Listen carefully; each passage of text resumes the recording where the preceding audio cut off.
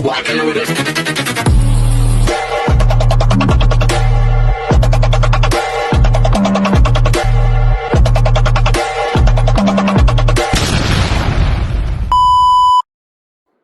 Hi everyone! Good afternoon! I'm back! It's your Mama Sam dito sa Sam TV. Kamusta naman po kayo mga amigo, amiga, kumare at kumpare? Sana lahat kayo ay okay na okay ngayong araw ng Sunday. So, have a blessed Sunday sa atin lahat ng bonggang-bongga. And then, of course, sa walang sawang tumatangkilik dito sa Sam TV, maraming salamat. At talaga namang nakakataba ng puso ang suporta na binibigay ninyo. Kaya naman, syempre, shout out tayo sa mga kaibigan natin na nasa parteng kung saan man kayong sulok ng mundo, di ba? Lalo-lalo na yung mga nasa USA. Hello sa inyo.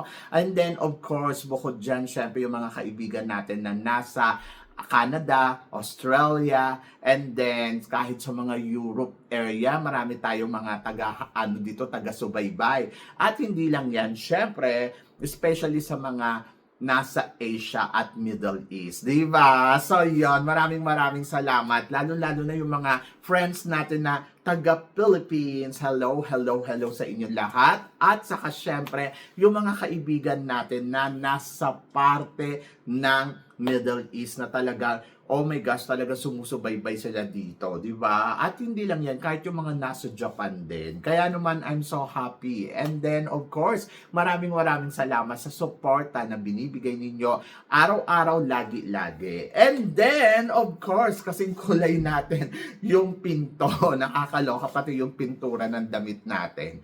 Anyway, so, ngayong araw na to, pag-usapan natin yung Miss Grand Philippines. Nakakaloka sila kasi ang dami-dami nagtatanong sa akin, Mama Sam, ano bang bagong update ngayon sa Miss Grand Philippines? Wala, nga. O, diba? Pinaghintay lang nila yung kandidata kung kailan ang kanilang coronation ay sa August 12. Maghintay na lang tayo ng August 12. So, mga 4 na linggo pa naman. Charot. So, yun. So, wala silang eksena, wala silang ganap, wala silang kahit ano, 'di ba? Parang ewan ko, nung una may mga guesting sila sa mga TV show, 'di ba? Sa mga Showtime, yung mga ganon. Tapos ngayon, 'di ba, nagkaroon sila ng sashing ceremony. So nag-expect nga tayo na magkakaroon sila ng bonggang-bongga na eksena. At ayun, wala namang ganap, o, 'di ba? Tahimik sila. Hindi ko alam kung anong meron. Baka nagpo-photoshoot sila ng officially photos nila para sa Miss Grand Philippines, o, 'di ba? And then, ayun, wala akong balita, wala. Sobrang tahimik. Ayun, so sabi nila sa August 12 nga ang coronation at hindi ko rin alam kung may prelim pa ba to, may closed door interview pa ba to, o baka naman kasi may nanalo na, o, di ba? And then, ayun, so sa mga nagtatanong din sa akin, dapat ba nag-appoint na lang ang Miss Grand Philippines? Yes. Kasi parang feeling ko, wala din namang kwenta kung nagpa-pageant sila. Nagpa-pageant sila for what? Di ba? So, parang nangolekta lang sila ng mga registration fee ng mga candidates and then, ayun, tapos wala namang eksena. So, sana ang ginawa na lang nila ay pa-appoint na lang sila para wala nang hirap yung mga ibang kandidata. Kasi 'di ba yung ibang candidates din naman nagtatrabaho or nag-aaral. Di sana nag-focus na lang sila doon. And then ayun, kung wala din naman pala silang eksena kasi dapat pag once na nagkaroon na sila ng sashing ceremony, dapat may program na sila, 'di ba? Parang mas bongga, dapat naka-program na kung ano mga gagawin ng mga candidates and then parang nakikita nila yung kung sino nga ba ang dapat manalo, kasi naman, dito naman kasi sa pageant ng Miss Grand Philippines, parang meron na sila talagang, alam mo yon, binulungan, no? Diba? Hindi natin alam. Pero parang ganun na nga. And then, parang may nanalo na, di ba? So, yun. So, nakakaloka. So, deklarasyon na lang talaga ang hinihintay natin dito sa Miss Grand Philippines. And then, parang feeling ko, nakita na rin naman nila kung sino naman ang ipapanalo nila, kung sino yung ilalagay nila sa Reyna Hispano-Americana, kung sino ang ilalagay nila sa Asia Pacific, sino ang ilalagay nila sa Miss Grand Philippines, at kung sino yung ilalagay nila kung saan pa man na pageant nila ilalaban. So, ang akin, parang hindi ganun kabongga bongga at makatarungan yung mga pangyayari. Charot. Hindi kasi parang feeling ko, unfair siya sa mga ibang candidates tapos bigla silang nagpasok ng isang malaking kandidata na parang na-feel mo na ayun na ang gagawin nilang Miss Grand Philippines. Eh Diyos ko, may lalaban pa ba kay Emma Tiglao? Eh di ba parang feeling ko naman wala na. Eh kahit naman si Michelle Arceo yun nandiyadyaan na parang feeling natin na pwede naman talaga ilaban na ng Miss Grand. Eh wala. Eh kasi gusto nila may mga ganyan. Hindi ko alam kung nagpapa-impress ba sila kay Mr. Nawat dahil ang sinasabi nga ni Mr. Nawat walang sumasali sa Miss Grand Philippines na malalaking kandidata at gusto niya i-prove na meron. Kaya siguro ganyan yung nangyayari. Pero kasi para sa akin, mas gusto ko talaga na maging authentic yung lahat. Yung ibig ko ba sabihin, kapag may mga candidates na nagsisalihan, kung sino yung mga kandidata mo dyan, maliit man o malaki, magpapadyan ka ng bonggang-bongga, magkaroon ka ng schedule kung ano ang mga eksena at ganap nila, di ba? Para nakikita ng tao at nakikita kung sino talaga ang kadapat-dapat na makoronahan na Miss Grand Philippines. Kaso hindi ganun ang nangyayari. Parang wala na talaga, may appoint na talaga sila na ito na, gano'n, na kaya nakakaloka, nakaka-stress, charot. Pero ito pa, sabi nga gano'n sa akin na dapat bang ilipat na lang ang Miss Grand Philippines sa ibang national pageant?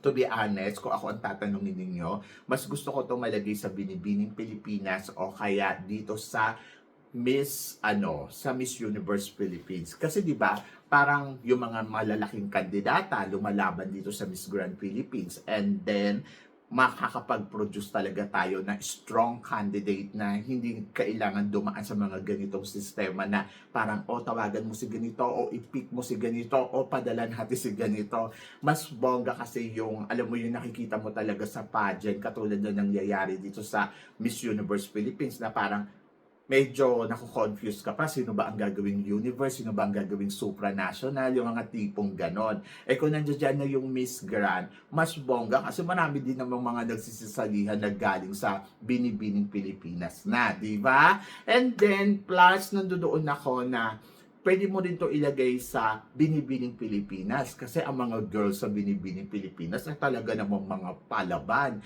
At saka marami pa rin sumasali talaga sa Binibining Pilipinas na hindi kailangan magkaroon ng first screening, second screening, third screening, yung tipong talagang may sumasali talaga na malalaking kandidata katulad ni Annabel McDonald ngayong taon na to. Andiyan din syempre yung ibang candidates na talagang masasabi mo rin ganda-gandahan at pwede mong putungan ng corona ng Miss Grand Philippines para ilaban natin ng Miss Grand. Yung mga tipong ganon. So, ako para sa akin, mas gusto ko na lang yung ganon. Kesa yung ganitong sistema na hindi natin alam ano ba. Nakakaloka. Meron na kayong kandidata para sa Miss World. At tapos dito naman sa Miss Grand, para talagang ay nako, na chop-chop pa. May second batch, may third batch, mga tipong gano'n. Nakakaloka. Anyway, wala naman tayong magagawa. Nandyan na yan. So, abangan na lang ninyo yung August 12 at doon nyo uli makikita yung mga candidates kung paano sila magkakabugan. Kasi parang feeling ko, yung preliminary na ganap noong session ceremony nila, ayun na yun. O, diba? Ayun na yun yung preliminary nila. And then, parang feeling ko tapos na. And then, ayun, wait na lang ng coronation para sa declaration ng bago nilang reyna.